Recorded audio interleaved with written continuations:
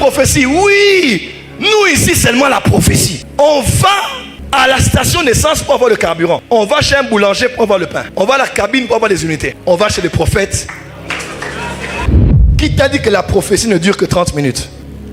Quand quelqu'un commence à dépasser, l'esprit des prophètes est soumis aux prophètes. Les temps sont arrivés où on va commencer à prophétiser pendant 3 ans et demi. Et on parle sur chacun. Passé, présent, futur, choix de conjoint, choix de tout, même des détails inutiles. Et Dieu m'a dit, je t'ai établi comme Samuel. Là où je suis, je ne permettrai à personne d'attaquer les prophètes, à personne de minimiser les prophètes, à personne de mépriser les prophètes. Attention, respectez-nous, respectez-nous. Parce que nous sommes plus âgés que vous.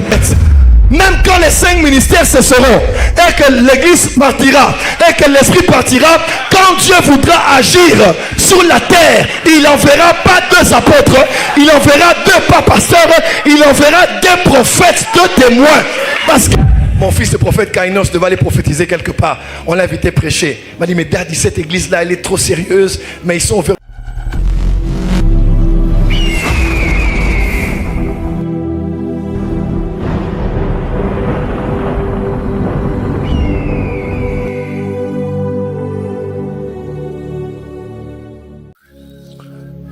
Alors pourquoi je parle de l'ascension des confréries prophétiques? Est-ce que je peux commencer? Première chose à savoir. Dans la Bible, il existe dans le livre de Samuel 2 types de villes. La première est la ville de Nob. 1 Samuel 22, verset 19. Sur le pays, il y avait une ville qu'on appelait Nob. Dis avec moi Nob. N-O-B. Et cette ville était une ville sacerdotale. Saül frappa encore du tranchant de l'épée Nob. Ville sacerdotale. Hommes et femmes, enfants et nourrissons, bœufs, ânes et brebis tombèrent sur le tranchant de l'épée. David s'était réfugié là-bas. Il y avait Abiatar, plusieurs prêtres qui étaient là. L'écosystème d'Israël survivait parce qu'il y avait 2 villes. Il y avait premièrement Nob qui était la ville sacerdotale. Et deuxièmement, il y avait la ville de Rama, à Najot. 1 Samuel 19, verset 20. Saül envoya des gens pour prendre David. Ils virent une assemblée de prophètes qui prophétisaient. Et en Samuel à leur tête, l'Esprit de Dieu saisit les envoyés de Saül et ils se mirent aussi à prophétiser eux-mêmes. En d'autres termes, c'est très étrange.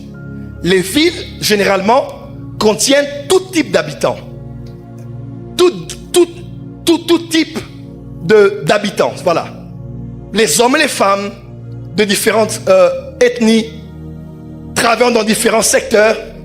Mais il semble qu'en Israël, il y avait 2 villes précises qui étaient comme sanctifiées et sur lesquelles des onctions particulières prédominaient. La ville de Nob. Dis avec moi sacerdoce. Heureusement que vous avez un père qui est un sacerdotal aussi. Et deuxièmement, il y avait la ville de Rama. Donc ces 2 villes étaient des villes sur lesquelles il y avait à leur tête des autorités, tant dans le sacerdoce que dans le prophétique. Dans le prophétique, c'était Samuel. Et dans ces villes-là, il y avait pleinement des gens qui exerçaient uniquement ces fonctions-là. Là-bas, il y avait des hommes, des femmes, leurs enfants, leurs bœufs, leurs ânes, et ainsi de suite. Ils étaient tous de la prêtrise. Ils étaient tous de Lévi. Puis il y avait une autre ville qu'on appelait Rama, à Najot. Dans cette ville-là, il n'y avait que des gens qui prophétisaient avec leurs femmes. Je pense même que 2 Rois chapitre 4 peut avoir eu un lien avec ça. Un prophète, mais il était aussi marié. Et il n'y avait que des prophètes là-bas qui avaient Samuel sur leur tête. C'est le prophète qu'on appelle le prophète patriarcal. C'est le type de prophète que quand il est sur une troupe, c'est lui et c'est de par son onction que grandissent tous ceux qui sont prophètes. Ils apprennent, ils sont éduqués, disciplinés, formés à connaître les choses de la mouvance de l'esprit et du mouvement prophétique. À telle enseigne que quand Saül a envoyé ces gens là-bas, ils ont été saisis et ils ont commencé à prophétiser. Lui-même, toute la journée et toute la nuit, ils ont prophétisé. Dis à ton voisin, qui t'a dit que la prophétie ne dure que 30 minutes? Quand quelqu'un commence à dépasser, l'esprit des prophètes est soumis aux prophètes. Les temps sont arrivés où on va commencer à prophétiser pendant 3 ans et demi. On commence à prophétiser maintenant et on termine lundi soir à 17h. Et on parle sur chacun, passé, présent, futur, choix de conjoint, choix de tout, même des détails inutiles. Nous sommes à la saison des détails inutiles. Hein? Est-ce que je parle à une église prophétique ici? Est-ce que je parle à une église prophétique ici? Mon fils, le prophète Kainos, devait aller prophétiser quelque part. On l'a invité prêcher. Il m'a dit, mais Daddy, cette église-là, elle est trop sérieuse, mais ils sont ouverts aux choses de Dieu. Comment je dois travailler? Qu'est-ce que tu veux que je fasse, que je ne fasse pas? Je dis, fils, nous, dans notre famille, on ne laisse rien. Va, sakola. Ataba senglé, sakola. Parce que nous, on aime le prophétique.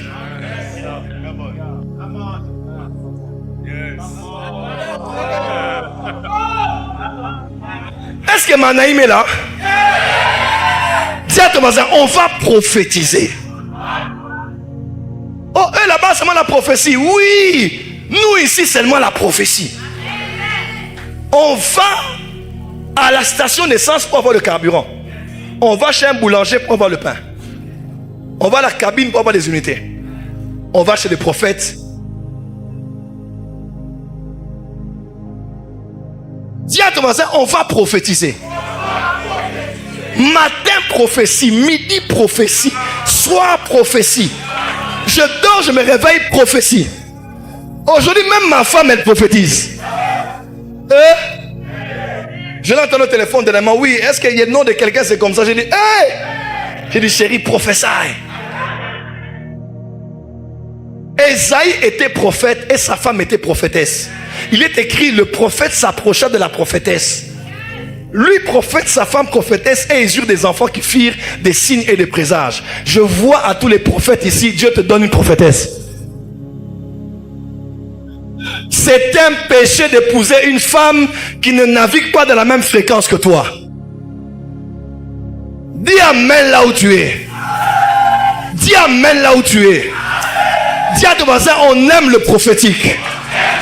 Dis à ton voisin, on aime la mouvance prophétique. Et Dieu m'a dit, je t'ai établi comme Samuel. Là où je suis, je ne permettrai à personne d'attaquer les prophètes, à personne de minimiser les prophètes, à personne de mépriser les prophètes. Attention, respectez-nous, respectez-nous. Pasteur, respectez-nous. Apôtre, respectez-nous. Évêque, respectez-nous. Parce que nous sommes plus âgés que vous. Avant les patriarches, il y avait des prophètes. Avant les prêtres, il y avait des prophètes. Avant les juges, il y avait des prophètes. Avant les apôtres, il y avait des prophètes. Avant les pasteurs, il y avait des prophètes. Même quand les 5 ministères cesseront et que l'église partira et que l'esprit partira, quand Dieu voudra agir sur la terre, il n'enverra pas 2 apôtres, il enverra 2 pasteurs, il enverra 2 prophètes, 2 témoins. Parce que même après l'ère de l'église, les prophètes continuent. On n'appelle pas Dieu le Dieu des esprits des pasteurs, on l'appelle le Dieu des esprits. Tosa Mikolo.